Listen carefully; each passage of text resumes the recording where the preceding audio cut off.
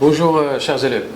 Dans le cadre de l'étude de la production de la matière organique chez les végétaux chlorophylliens, aujourd'hui on va aborder un exercice concernant la phase claire, c'est-à-dire la phase photochimique de la photosynthèse. Cet exercice est inclus bien sûr dans la partie du programme concernant la production de la matière organique et qui a comme objectif la détermination des principales réactions de la photosynthèse, à savoir la phase claire essentiellement. On va parler de la capacité, d'une capacité très intéressante qui est la mise en relation des données pour proposer une explication à un phénomène scientifique.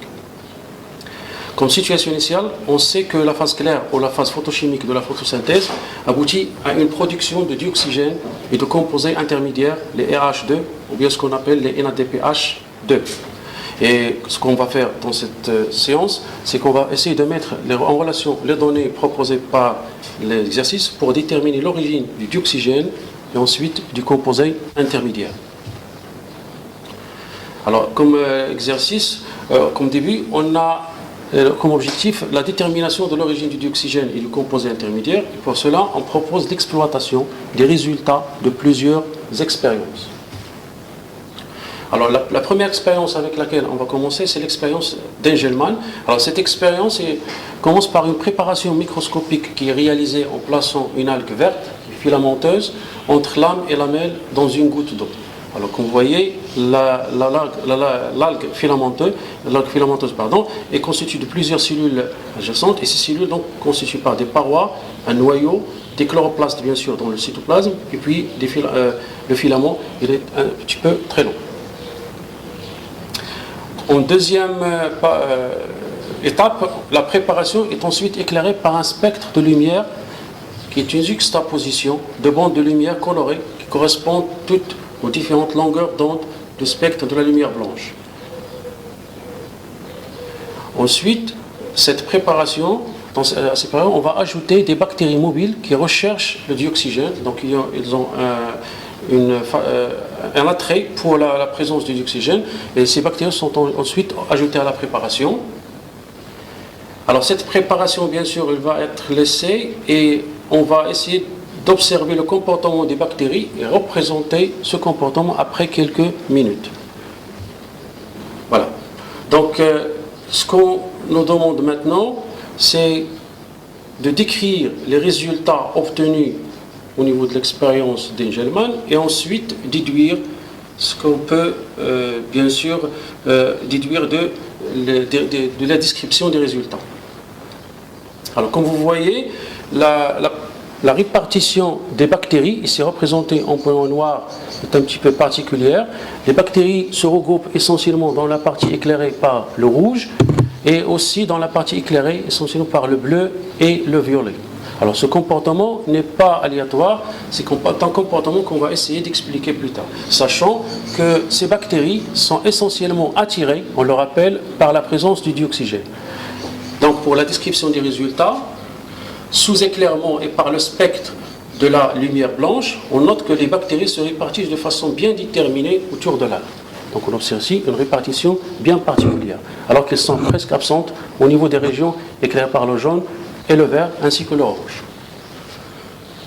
Donc on peut dire qu'ils se regroupent au niveau des parties de l'algue éclairées par les radiations rouges, bleues et violettes.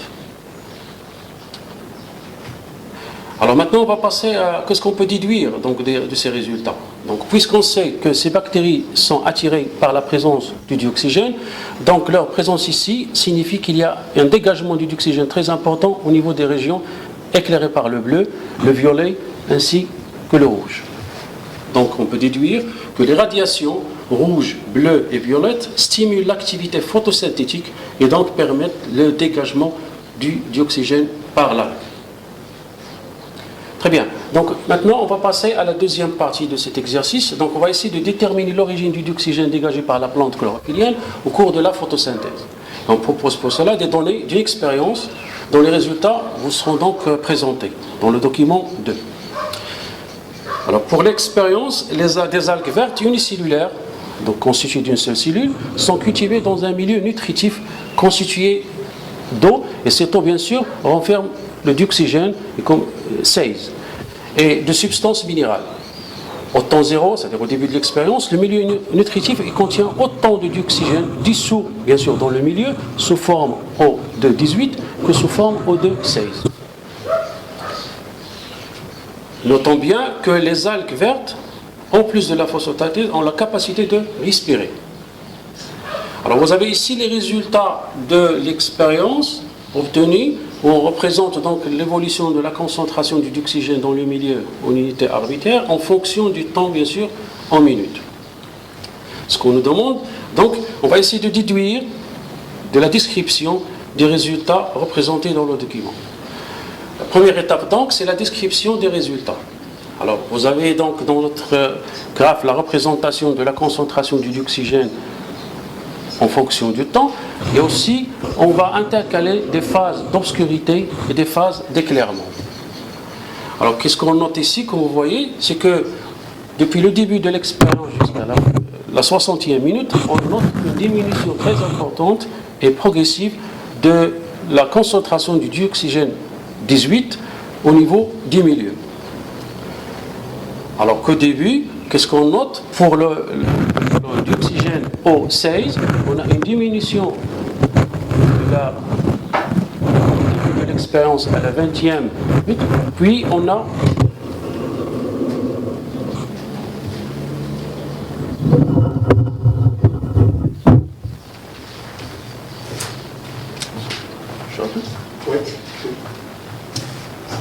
donc on note qu'il y a une diminution de dioxygène au cours de la phase d'obscurité du début de l'expérience jusqu'à la 20e minute. Ensuite, quand on éclaire le milieu, on a une augmentation de la concentration du dioxygène. Puis, quand on remet le milieu dans l'obscurité, il y a une diminution. Et à la fin, quand on éclaire le milieu, donc la quantité d'oxygène augmente.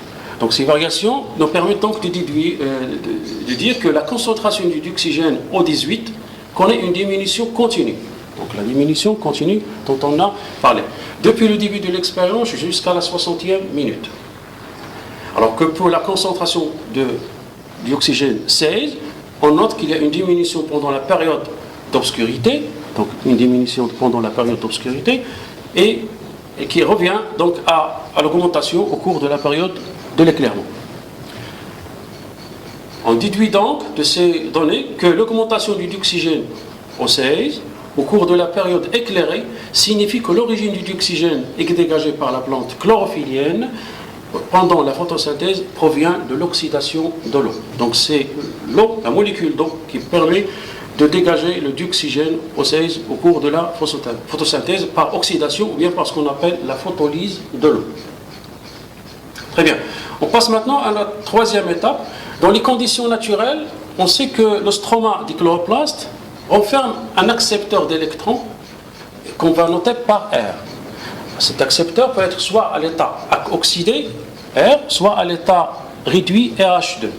Pour déterminer maintenant l'origine de cet accepteur, comment il devient réduit, on propose donc l'exploitation des données du document 3. Alors le document 3, en fait, ce sont les résultats d'expérience de Hill. Donc dans cette expérience, on a réalisé un broie de feuilles d'épinards de manière à obtenir une suspension de chloroplaste. Lors du broyage, les thylakoïdes du chloroplaste restent intacts, mais les constituants du stroma se trouvent dilués dans le milieu d'extraction et ils ne peuvent plus intervenir dans les règles. Cette suspension est placée dans une enceinte permettant de suivre les variations de la teneur du milieu en dioxygène en fonction du temps. Notons bien que le réactif de Hill est une molécule, est un accepteur d'électrons. Et lorsqu'il accepte un électron, il passe de l'état oxydé à l'état réduit. Donc le réactif de Hill va jouer ici le rôle de la molécule dont on a parlé, le RH2. Très bien. Donc qu'est-ce qu'on nous demande pour cette courbe? Les résultats, donc on doit décrire les variations de la teneur du dioxygène, donc les variations de la teneur du dioxygène, dans les différentes conditions de l'expérience. Alors les différentes conditions citées ici, on va commencer l'expérience avec l'absence de réactif d'huile dans le milieu, ensuite on va ajouter le réactif d'huile et voir comment la teneur du dioxygène va se comporter. Ensuite, on va essayer d'expliquer comment l'accepteur des électrons est-il réduit au niveau du thylakoïde. Commençons d'abord par la description des résultats. On entend ici qu'on va suivre la variation de la teneur du dioxygène en micromoles en fonction du temps. Mais aussi, on va alterner des phases d'obscurité et d'éclairement pour le milieu. Au début de l'expérience, le milieu ne va pas contenir de réactif de Hay, et ensuite, on va ajouter le réactif de Hill et voir comment va se comporter la teneur en dioxygène. Le résultat obtenu, donc vous l'observez, l'évolution de la concentration du dioxygène dans le milieu. Alors pour la description, on va commencer par le début. Alors on note que ici, une diminution de la concentration du dioxygène dans le milieu en absence du réactif de Hill.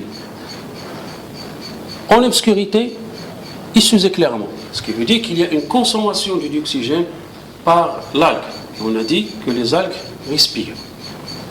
Ensuite, quand on va ajouter le réactif de Hill, on note que la concentration du dioxygène va augmenter jusqu'à atteindre presque 0,8 micromoles dans le milieu à la 15e minute.